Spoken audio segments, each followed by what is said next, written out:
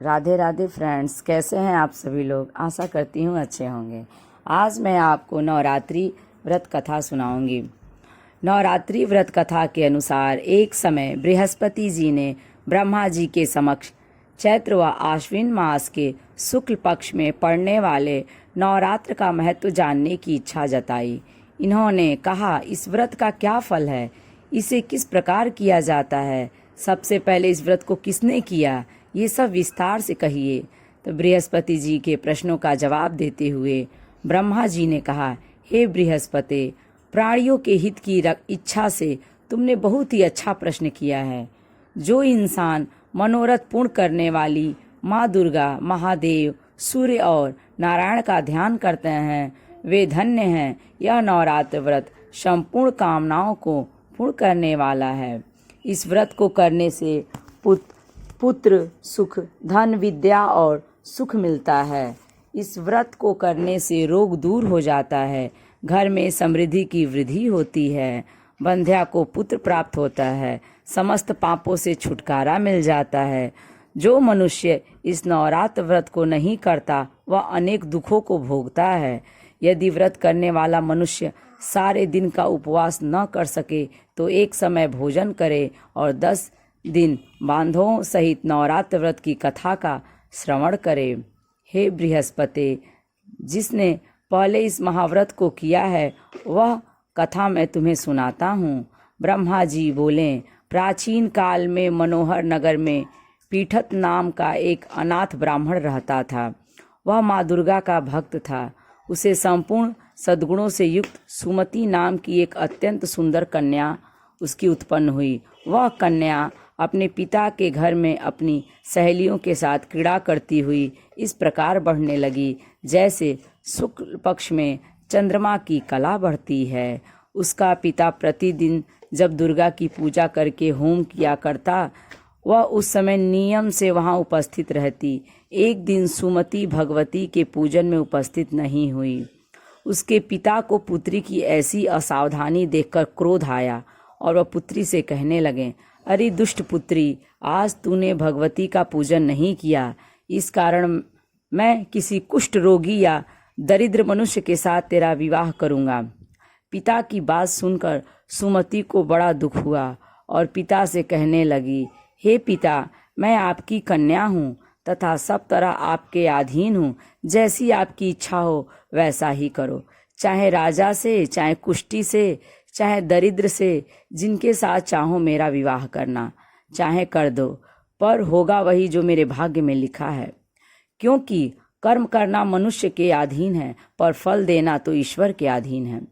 कन्या के निर्भयता से कहे हुए वचन सुन उस ब्राह्मण ने क्रोधित हो अपनी कन्या का विवाह एक कुष्ठी के साथ कर दिया और अत्यंत क्रोधित हो पुत्री से कहने लगा, हे पुत्री, अपने कर्म का फल भोगो, देखो भाग्य के भरोसे रहकर क्या करती हो। पिता के ऐसे कटु वचनों को सुन सुमति मन में विचार करने लगी, अहो मेरा बड़ा दुर्भाग्य है जिससे मुझे ऐसा पति मिला।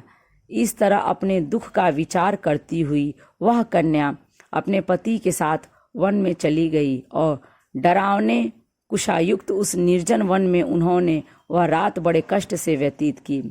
उस गरीब बालिका की ऐसी दशा देख देवी भगवती ने पूर्व पुण्य के प्रभाव से प्रकट हो सुमति से कहा, हे दीन ब्राह्मणी, मैं तुमसे प्रसन्न हूँ, तुम जो चाहो सो वरदान मांग सकती हो। भगवती दुर्गा का यह वचन सुन उस ब्राह्मणी ने कहा, आप कौन हैं, वह सब मुझसे कहो। ब्राह्मणी का ऐसा वचन सुन देवी ने कहा कि मैं आदिशक्ति भगवती हूँ और मैं ही ब्रह्म विद्या व सरस्वती हूँ। प्रसन्न होने पर मैं प्राणियों का दुख दूर कर उनको सुख प्रदान करती हूँ। हे ब्राह्मणी, मैं तुझ पर तेरे पूर्व जन्म के पुण्य के प्रभाव से प्रसन्न हूँ। तुम्हारे पूर्व जन्म का वृत्तांत सुनाती हूँ, सुनो। तू पूर्व जन्म में निषाद की स्त्री थी और अति पतिव्रता थी। एक दिन मेरे पति निषाद ने चोरी की। चोरी करने के कारण तुम दोनों को सिपाहियों ने पकड़ लिया और जेल खाने में कैद कर दिया। उन लोगों ने तुझको और तेरे पति को भोजन भी नहीं दिया। इस प्रकार नवरात्र के दिनों में तुमने न तो कुछ खाया और न ही जल पिया। इस प्रकार 9 दिन तक नवरात्र का व्रत हो गया। हे ब्रह्माणी, उन दिनों में जो व्रत हुआ, इस व्रत के प्रभाव से प्रसन्न होकर मैं तुम्हें मनोवांछित वर देती हूँ। तुम्हारी जो इच्छा हो सो मांगो।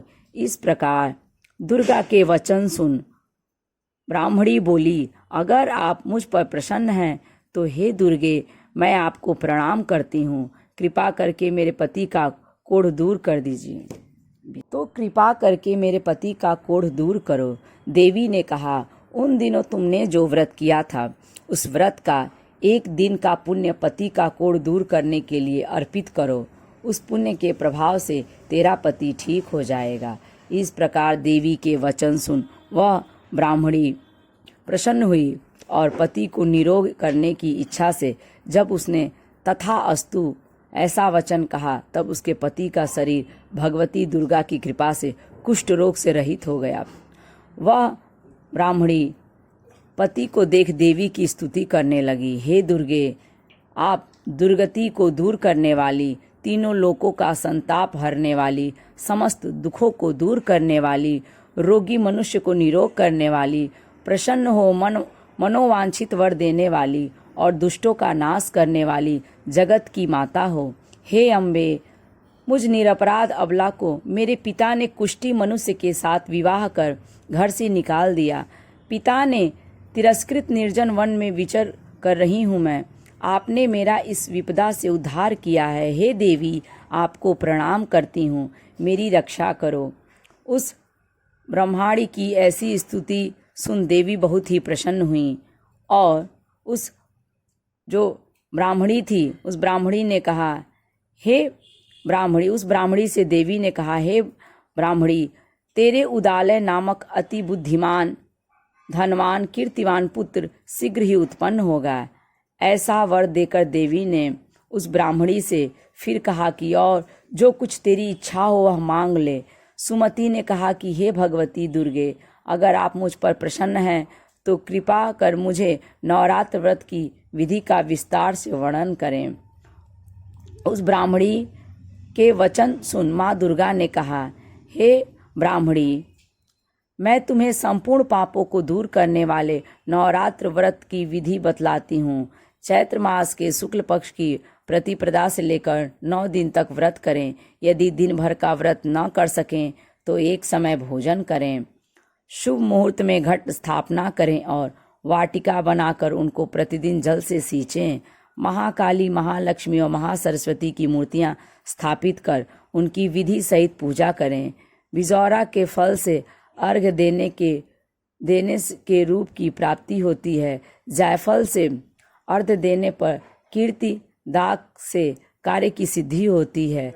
आंवले से सुख की प्राप्ति और केले से अर्घ्य देने से आभूषणों की प्राप्ति होती है। इस प्रकार पुष्पों व फलों से अर्घ्य देकर व्रत समाप्त होने पर 9वें दिन विधि विधान हवन करें। खांड, घी, गेहूँ, शहद, जौ, तिल, बिल्व, बेल, नारियल, दाख और कदम जैसी विभिन्न सामग्रियों से हवन करें। आंवले से कीर्ति की और केले से पुत्र की, कमल से राज सम्मान की और दाखों से संपदा की प्राप्ति होती है। खांड, घी, नारियल, शहद, जौ और तिल तथा फलों से होम करने से मनोवांछित वस्तु की प्राप्ति होती है। व्रत करने वाला मनुष्य इस विधि विधान से होम कर आचार्य को अत्यंत नम्रता के साथ प्रणाम करे और यज्ञ की सिद्धि के लिए उसे दक्षिणा दे। इस प्रकार बताई हुई विधि के अनुसार जो व्यक्ति व्रत करता है उसके सब मनोरथ सिद्ध होते हैं, इसमें तनिक भी संदेह नहीं है। इन 9 दिनों में जो कुछ दान आदि दिया जाता है उसका करोड़ों गुना फल मिलता है। इस नवरात्र व्रत करने से अश्वमेघ यज्ञ का फल मिलता है। हे ब्रह्माणी, इस संपूर्ण कामनाओं को पूर्ण करने वाले उत्तम व्रत को तीर्थ, मंदिर अथवा घर में विधि के अनुसार करें। ब्रह्मा जी बोले बृहस्पति जी से इस प्रकार उस ब्राह्मणी को नवरात्रि व्रत विधि बताकर देवी अंतर्धान हो गईं। अतः जो मनुष्य या स्त्री इस व्रत को भक्ति पूर्वक करता है वह इस लोक में सुख प्राप्त कर अंत में मोक्ष की प्राप्ति करता है। ब्रह्मा जी बृहस्पति जी से कहते हैं कि यह इस दुर्लभ व्रत का महात्म्य है जो मैंने तुम्हें बताया है। ऐसा सुन बृहस्पति जी आनंद से प्रफुल्लित हो गए और कहने लगे, हे ब्राह्मण, आपने मुझ पर अति कृपा की है जो मुझे इस व्रत का महत्व सुनाया है। ब्रह्मा जी बोलने की, हे बृहस्पति, यह देवी भगवती संपूर्ण लोकों का पालन करने वाली हैं। इस महादेवी के प्रभाव को कौन जान सकता है। बोलो देवी भगवती की जय। जय माता रानी की। ये वीडियो आपको यदि अच्छी लगे तो लाइक करें और यदि मेरे चैनल दुर्गा दासी मीरा पर आप नए हैं तो इसे सब्सक्राइब करें।